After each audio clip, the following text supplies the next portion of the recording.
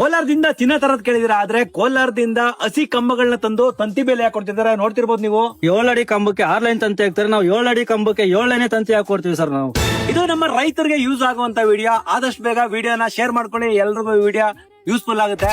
ನಿಮ್ ಜಮೀನ್ಗೆ ಮುಳ್ತಂತಿ ಹಾಕ್ಸ್ಬೇಕಾ? ಅದು ದೊಡ್ಡ ಲೇಔಟ್ ಆಗಿರ್ಲಿ, ಇಲ್ಲ ಚಿಕ್ಕ ಸೈಟ್ ಆಗಿರ್ಲಿ, ಇಲ್ಲ ಸಾವಿರಾರು ಎಕರೆ ಜಮೀನೇ ಇರ್ಲಿ, ಅದು ನಿಮ್ಗೆ ಹೋಲ್ಸೇಲ್ ಪ್ರೈಸ್ ಅಲ್ಲಿ ಕಡಿಮೆ ಬೆಲೆಯಲ್ಲಿ ನಿಮ್ಗೆ ಮುಳ್ತಂತಿ ಆಗಿರ್ಬೋದು, ಕಲ್ಕಂಬ ಆಗಿರ್ಬೋದು ಇವ್ರು ಹಾಕೊಡ್ತಾರೆ. ಸರ್, ಇದು ಒಂದು ಕಲ್ಕಂಬಕ್ಕೆ 2 ಕಲ್ಕಂಬ ಜಾಯಿನ್ ಮಾಡಿರಲ್ಲ, ಇದು ಏನಕ್ಕೆ? ಡಬಲ್ ಕಂಬ ಏನ್ ಹಾಕಿದೇವೆ ಅಂದ್ರೆ, ಇದು ಲೆಂತ್ ಇದೆಯಲ್ಲ, ಈ ತಂತಿ ಟೈಟ್ ಬರ್ಬೇಕಂದ್ರೆ, ಈ ಸ್ಟ್ರೈಟ್ ಬರ್ಬೇಕಂದ್ರೆ ಅದೆಲ್ಲ ಬಂದೋಬಸ್ತ್ ಎಲ್ಲ ಇದ್ರ ಮೇಲೆ ಇರುತ್ತೆ. ಅದಕ್ಕೋಸ್ಕರ 8 ಕಲ್ಲಿಗೆ 2 ಕಲ್ಲು ಸಪೋರ್ಟ್ ಕಂಬ ಹಾಕ್ತಿವಿ ಸರ್.